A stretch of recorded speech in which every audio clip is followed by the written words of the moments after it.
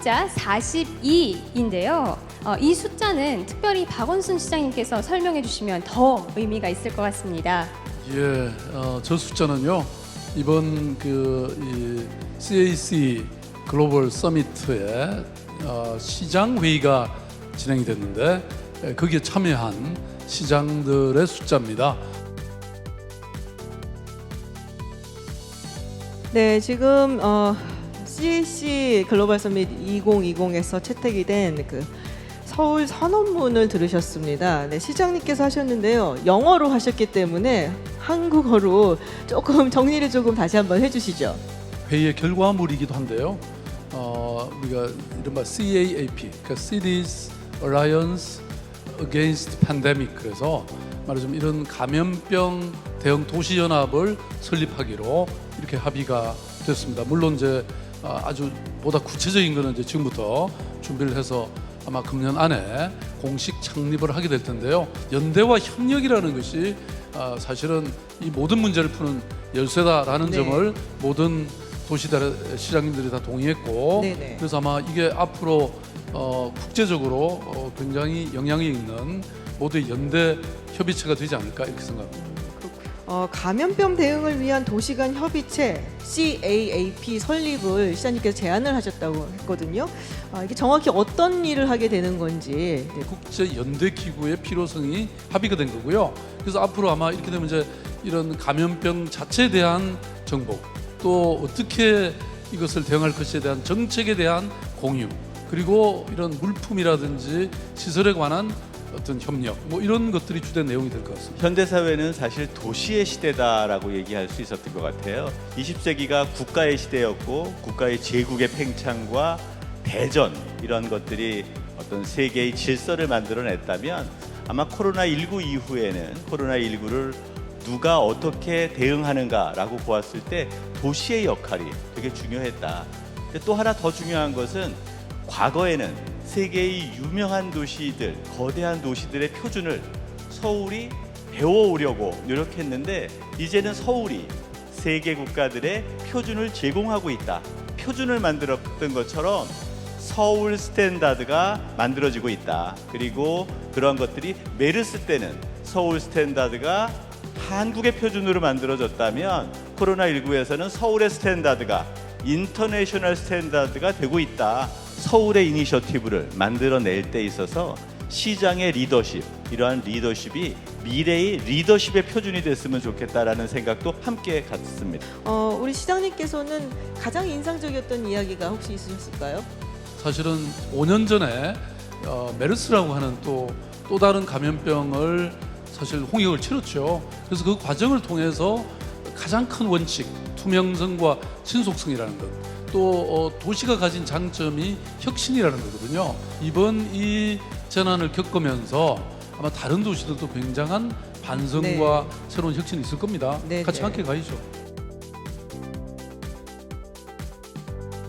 이 무관중 개막으로 참 집중을 많이 받았습니다. 근데 특별히 시장님께서 좀 애를 쓰셨다고 네, 들었습니다. 제가 이제 KBO 총재님이나 네. 여러 야구 관계자들 뵙고 일단 문을 열자 이렇게는 합의를 했고, 근데 무관중으로만 지금 아직까지는 하고 있는데 제가 보기에는 이제 관중을 조금은 해도 되지 않을까. 야구장 관중석이 좀 넓다 보니 이 거리 간격 유지로 1,000명이든 1,500명이든 입장을 시켜서 전 세계적으로도 지금 우리나라 야구를 보고 있으니까 그렇게 입장을 하면은 전 세계적으로 우리나라가 방역을 정말 잘 대처를 했고 이겨낼 수 있다, 극복할 수 있다라는 메시지를 전 세계적으로 전할 수 있을 것 같아서 그런 점을 한번 생각해 봤습니다. 아이들이 온라인 수업을 하는 경우도 있고 또 학교에 가서 수업을 하는 경우도 있는데 이렇게 병행이 되고 있잖아요. 학부모로서 아이들 학교 보내는 거 사실은 조금 우려되는 부분도 있는데 어떻습니까? 엄마들도 있고 가족들도 되게 많이 연결되어 있잖아요. 근데 이제 지금 상황에서는 온라인 2월 달부터 코로나가 지금 4월까지 6월까지 왔잖아요. 그러면서 온라인 수업도 그렇고 어느 정도 이제 익숙해진 것 같아요. 조금 아쉬운 점이 있습니다. 네. 그래서 그거를 이제 요 상황이 바로 끝나지 않을 것 같고 하니까 그 부분에 대해서 좀 계획이 있으신지 네네. 예, 그걸 질문하고 싶습니다. 이 부분에 네. 대해서는 저희도 각별한 관심을 가지고 이 플랫폼에 얹을 수 있는 이런 다양하고 좋은 어떤 교육 콘텐츠를 만들 수 있도록 최선을 다하겠습니다. 코로나 이후 사회에 대한 키워드가 네 이럴 줄 알았습니다만은 네 우리 교수님 성경을 제가 아니까 평등의 재발견입니다. 네 어떤 의미인가요? 예, 불평등의 위험성이라고 표현할 수도 있는데 좀 더 긍정적인 메시지로 또 새로운 사회 전환의 필요성을 강조하는 의미에서 그렇게 표현을 했습니다.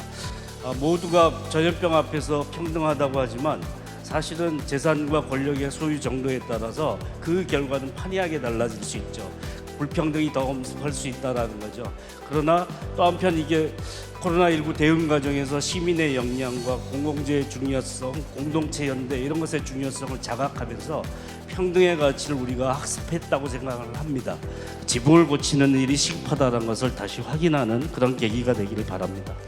이 우산을 쓰고 그 비를 피하고 있는 사람이 있는데 한쪽에는 그 엄청난 비가 내리는데 우산도 없이 비를 그냥 쫄딱 맞고 있는 분들도 많이 계신다. 그게 바로 이번에 이 전국민 고용보험제 이 도입 여부를 둘러싸고 제가 묘사한 내용인데요. 4대 보험도 되고 고용보험도 다 되지 않습니까? 그런데 사실 뭐 일자리도 잃게 되고 또 수입도 급감한 사람들은 이런 4대 보험은 물론이고 고용보험도 안 된단 말이에요. 그러니까 이런 그 위기에 오히려 빈부격차, 이 불평등이 심각하게 되기 때문에 이 취약계층을 우리가 굉장히 두텁게 보호하려는 노력을 하지 않으면 아마 이거는 이 위기가 재앙이 될 가능성이 많다고 저는 보는 거죠. 두 번째 키워드 임승빈 교수의 포스트 코로나 극복하기 위한 두 번째 키워드를 이야기를 해보겠습니다. 신고립주의와 수평적 분권. 신고립주의와 수평적 분권 뭐 이렇게 어렵습니까 교수님 말이? 네. 설명을 좀 해주셔야죠. 실제로 하는 일이 매우 제한적이 되기 때문에 저는 이번 기회를 계기로 해서 보다 더 한국의 도시정부들의 권한을 더 강화시키고 수평적인 그런 권한으로 간다면 그 지금의 위기를 기회로 삼을 수 있지 않나 이렇게 봅니다.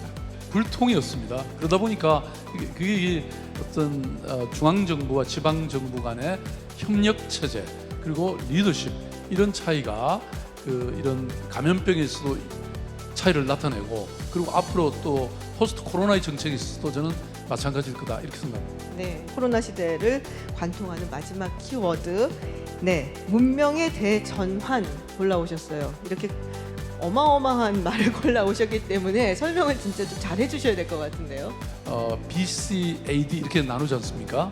연대기적으로. 그런데 BC가 Before Christ가 아니고 Before COVID-19.